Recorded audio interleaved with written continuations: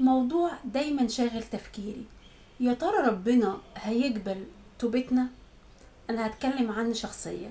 يا ترى ربنا هيقبل توبتي بالرغم من خطايا كتير انا بعملها؟ يا ترى لو رفعت ايديا لربنا وقلبي وقلت له سامحني، يا ترى هيقبلني؟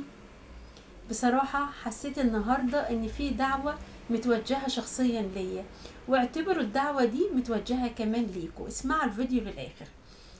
لما قريت اصحاح 33 من سفر اخبار الايام التاني، دي كانت دعوة ربنا ليا النهاردة. السفر ده او الاصحاح ده بيحكي لنا عن ملك اسمه منسى. منسى كان ملك على يهوذا، مسك الحكم وهو عنده 12 سنة، واستمر حكمه في اورشليم لمدة 55 سنة. اتجال عنه انه عمل الشر في عيني الرب، واتجال عنه كمان انه كان من اشر الملوك.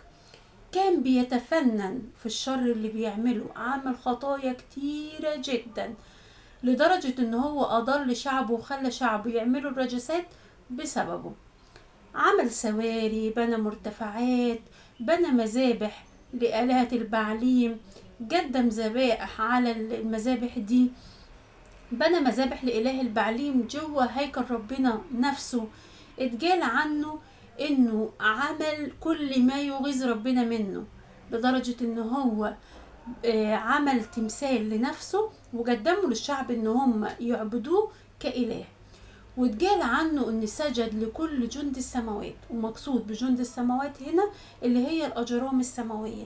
تخيلوا كم الشرور اللي عملها، ان هو يضل، سيبكم من كل ده، ان هو كمان اضل الشعب بالكامل ان هم يمشوا وراه ويعبدوا اله البعليم، ويوصلوا ان هم يقدموا اولادهم ذبائح للالهه دي. ربنا في الوقت ده كان بيقدم له او بيبعت له رسائل كتير على لسان الانبياء يحذروا الشعب من كم الخطايا اللي بيعملوها، بس للاسف ما كانوش بيسمعوا لدعوات او لكلام الانبياء دول. فجي ربنا كان لازم يجربه، كان لازم يديله كده تجربة تفوجه كده لنفسه.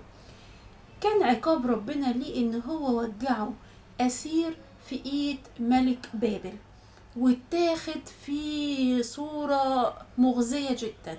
اتاخد وهو مكبل او مقيد بالسلاسل النحاسية. مش بس كده، كانوا حاطين له خزامة في انفه، والخزامة اللي في الانف دي ما كانتش بتتحط غير للبهائم. حطوا له الخزامة في انفه وربطوه بالسلاسل النحاسية وخدوه لملك بابل. فصعبت عليه نفسه وابتدى يتضايق جدا ويقول ايه اللي انا وصلت له ده؟ اكيد اللي انا وصلت له ده بسبب الشرور اللي انا بعملها. وعرف في الوقت ده ان ربنا هو الاله الحقيقي، وابتدى يقدم توبة لربنا ويرفع قلبه لربنا ان هو يسامحه. يا ترى في الوقت ده ربنا قبل توبته؟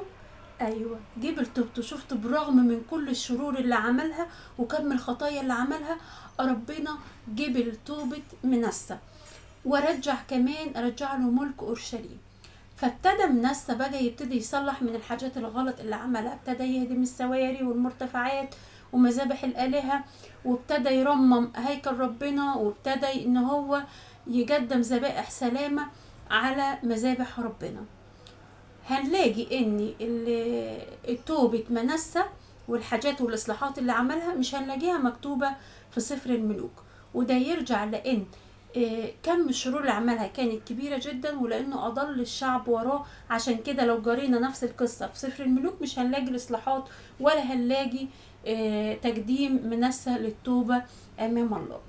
كل اللي انا عايزه اقوله لكم النهارده، واللي انا حسيت ان دي رسالة ربنا ليا النهارده، فحسيت اشارككم، يعني كنت حاسه ان انا لازم اشارككم بيها واقول لكم ان ربنا حنين جدا، ربنا قلبه طيب جدا. بمجرد ما ان احنا بنرجع له بيفتح لنا احضانه وبيقبلنا. قوم النهارده، مش النهارده، قوم دلوقتي، اقوم الان. قوم دلوقتي وقدم توبة لربنا بلا تأجيل. ربنا يدينا حياة التوبة المستمرة ويدينا حياة النقاوة. امين.